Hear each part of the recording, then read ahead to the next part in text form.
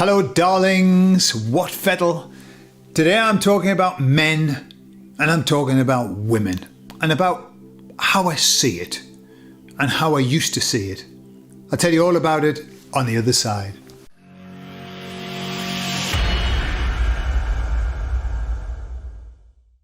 When I was a lad, I was not very manly.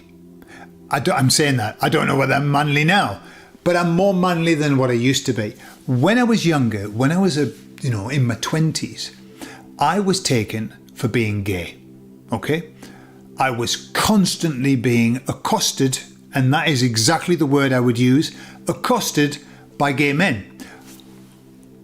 Disclaimer, I used to frequent a lot of gay bars. There was a gay scene in Newcastle and they had the most fun. The bars were really good fun. The whole atmosphere was good. So I used to go there. Naturally, I was taken for gay. But it was also my kind of way of being, all right? So I wasn't very masculine. And I used to really struggle with strong male masculinity. I used to find it a little bit unnecessary. Right? Maybe I've just been a sensitive soul, but I used to find it unnecessary. And so what would happen, for example, I'll give you an example. In the factory that I worked in Newcastle, the manager's office, it was always a bustling, busy place. People were going in with questions and coming out. The vast majority of the people who worked in the factory were women. All right, the team leaders were women, supervisors then. We changed it to team leaders later on when we got funky in the 90s. There used to be supervisors. They would be in and out, but the manager was male. And most of the immediate staff were male. And so what would happen is we'd be in the office and there'd be a supervisor, female supervisor, two of them in, and we'd be chatting away, just normal, like what you do. And then the women would go out, leaving only the men. Now this was in the late 80s, early 90s. And instantly the door closed and the women had gone. Then what would happen would be this. All the time, the men would go, hey, the fucking, whoa, I've been dying to get rid of that. And that's what would happen.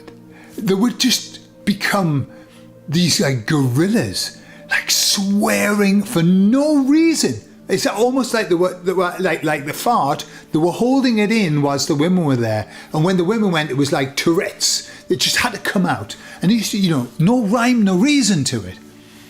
And I struggled with that. I used to struggle with that. I used to think, why do you have to pretend to be something different? Why can't you just be yourself? And now this is a theme of my life. It's what I've been working on, is just trying to be myself and not pretend to be something. There's no need to be. And that's what I used to think. There's no need to do those kind of things and swear so much. That's not impressing me. However, everybody else seemed to do the same. All the men. And I never got involved. I never kind of stooped to their level. If I'm going to use that. Stooped. I never went up to their level. Let's say that. That makes it probably a bit better. I just stayed where I was. In turn, I used to see, women always interest me. I was always interested in them. Ever since I could remember, I was always interested in women. So I love talking to women. I love being with women. I love women's conversation. Here in Spain, I always talk to women because men are difficult to understand because there is a certain amount of slang, sweary, machoism here as well in Spain between men. And I find out just for my ear, because it's my second language, I find it much easier to understand women than men. Okay? But I discovered that women were lovely in my 20s. That they were lovely. I loved women. And that's what I thought. I thought women were just lovely and nice. And then I discovered the potential. There is nothing like the scorn of a woman. The potential I discovered was that women, how can I put it? Women can run circles around men. So we've got the men thing in the office, swearing, farting, talking about sex, basic stuff. Yeah? Women, you can't read them. I can't. Women can read women. I know that. My wife was often going, look, I'll tell you this. And I'm going, what? Never saw anything. Can't believe. No, surely not. And she's going, yes, I'm telling you. No. I discovered that women could be, with their capacity for being able to weave into things, stuff that we can't see, they can be extremely manipulative and they can be extremely naughty. Very naughty. Not all women. Some of them. But the journey that I had to go on was to actually understand who those kinds of women were. Because they always came across to me, the ones who caused the most problems always seemed to be the nicest at the beginning. And it wasn't until later that I really started to understand the signs that the ones who actually caused more problems were the ones who did a lot of this. Anyway, it was kind of like my pathway through life was to understand that not all women are nice. Okay? And to understand that men need to be macho when they're together. They need to be. It's just their thing. And they're very happy with it, by the way. You know, it's not like, I don't think they feel bad about being manly. And this is what I discovered. You know, men, when they get together, just want to be a bit macho. And talk about tools and women and sex and breaking wind and swearing and the gym and stuff like that. Yeah. That's the difference. I discovered the difference between the two genders is a million miles away. There's a book, Men Are From Mars, Women Are From Venus. There's a big distance between those two planets, if they are planets. And so we are different. And that's what I learned. And it's been a nice journey. I still love women. Love them to bits. But I also like men. Now, I like macho men. Now, what I realise is that we are in fucking short supply of macho men. Society, manipulated by those behind society, has created this. You know, when we were talking about plasticine, all the colours mixed together, you know, men blue, women pink. Mix it all together and you get shit brown. That's where I see us now. So we've got this. And it's only a small wave, eh? It's a very small percentage with an extremely fucking loud voice. This is the problem.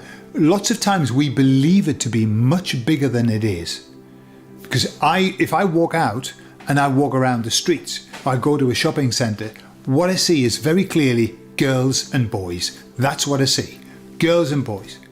But then there's this small window of what I would call men who have been eunuchized. They are eunuchs. They might still have a couple of danglers, a couple of clangers going on there, but they're not working. And they are certainly not pumping out any testosterone worth its salt. And they, quite frankly, boil my piss. They don't really. I just wanted to use that expression to show the kinds of things I would hear in the office between men. No, they disappoint me greatly. Why?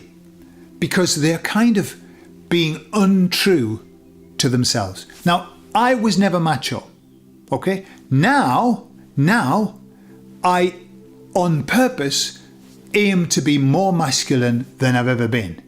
Why? Because we're in short fucking supply, as I said. And then we've got all of these no-mark, wimpy, and I'm not saying these are not the gay. I've seen more macho gay men. I mean, let me tell you, in that place in Newcastle, the ones with the big mustaches and the vests like Freddie Mercury style, they were very macho. They were macho. All right, there were some that weren't, but they were macho. But now we've got these hopefully heterosexual, God only knows, God only knows, And you look at them and you think, well, I mean, generally, this is what I see. Slightly overweight, like not taking care of themselves. And, and it's the same in the women's department. These women that have given up femininity. Boy, have they given up femininity. You can see it. They've changed the dye the hair, a colour that is the least sexy colour you could possibly imagine. Sometimes then they let it grow out, which is like, if that colour's like zero sexy, letting it grow out so you've got roots is like -5 sexy. Generally, a little bit overweight, not taking care of themselves. Why? Because I don't believe that they love themselves very much. On both sides of the camp, yeah? And I'm not talking about that sort of camp. I'm talking about the camps in which they reside, supposedly purporting to be male, purporting to be female. And so we've got these like no mark, no gender, and women trying to be masculine, which is zero sexy also. Disclaimer. When I was younger, I used to find, when I was younger, not now, it's over now, it's over. But when I was younger, I used to find girls who were tomboys sexy, as long as they were good looking, obviously. That'd be good looking. But I would find that sexy, a little bit sexy. But they weren't gay. They were tomboys, but they were heterosexual. And I used to find that sexy. Now, what we've got is women who are pretending to be men. Not in any way tomboy. I wouldn't use tomboy is a compliment that I would not put upon them. More so, I would say they're going for the how can I be as least sexy as possible so that the only people that I will attract are the men who don't have any testicles, yeah, or whose testicles are in disrepair. And I'm sure they'll make a lovely couple and make themselves incredibly unhappy for the rest of their lives. But that's not what we want in this world. What we want, and hey, there was a woman who's got a YouTube channel, I can't remember. She's like, she's a wife who, here in Spain, a wife who prepares food for her husband. And she does like videos and she's making all of this lovely food for her husband. She's been pilloried by that group, that small, ugly group of witchy poos, saying it's disgraceful, bowing to this toxic masculinity. Husband comes in and there's this fantastic meal on the table and he says, wow, that is so beautiful. I've got to buy you a dress. Or something like that. I don't know how that works. But she's got loads of subscribers. She's the most popular person on the internet in Spain. People love her. Absolutely. Why? Why do they love her? Because she's standing up for values that the vast majority, and I'm saying the vast majority, I would say 95% of us just want nice, traditional, normal values. Not extreme anything. We don't want extreme anything. But what we want is to be able to have what we've had. This beautiful divide, this beautiful symposium of music that exists between the male species and the female species. This symphony of beauty and movement and joy and fun. And, let's not forget that were it not for male and female joining together and betrothing and becoming one and copulating as nature decrees, all of those shit brown colour people wouldn't be here. And it's almost like they deny that, that's not the way that we want it. Well, it's the way that it's going to be, because it's the way that it's always been. They didn't come around by their parents not being sexually attracted to one another.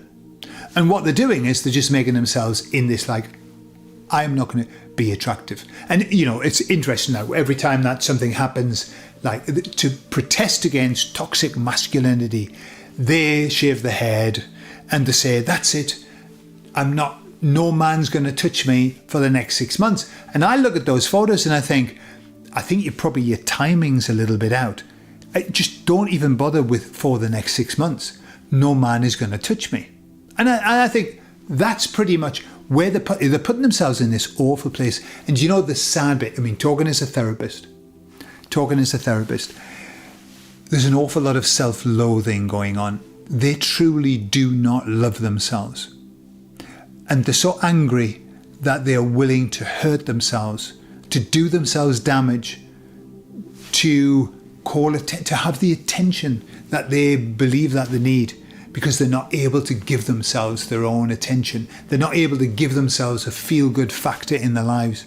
And so the only way that they can feel good about themselves is to be this social do-gooder, yeah, who's out there showing how wonderful they are by hurting themselves and by hurting those around them. What a shame, eh? What a real shame. So, that's my take on masculinity and femininity. I like it. I like the differences. I love men and I love masculine men. Thank God they exist. Somebody's got to take the top off that jam jar, haven't they? Somebody's got to unscrew that pipe. And somebody's got to come up and make us feel nice and put their arms around us and tell us everything's going to be all right and beautiful. So, I believe that the genders are coming back. And I believe that probably because of the rebound effect, they're going to come back and we're going to have this extreme machoism and extreme feminism. Very good. Let it rebound. And let the offices be filled with swear words and farts. And long may it live. I love you all and I'll speak to you all later.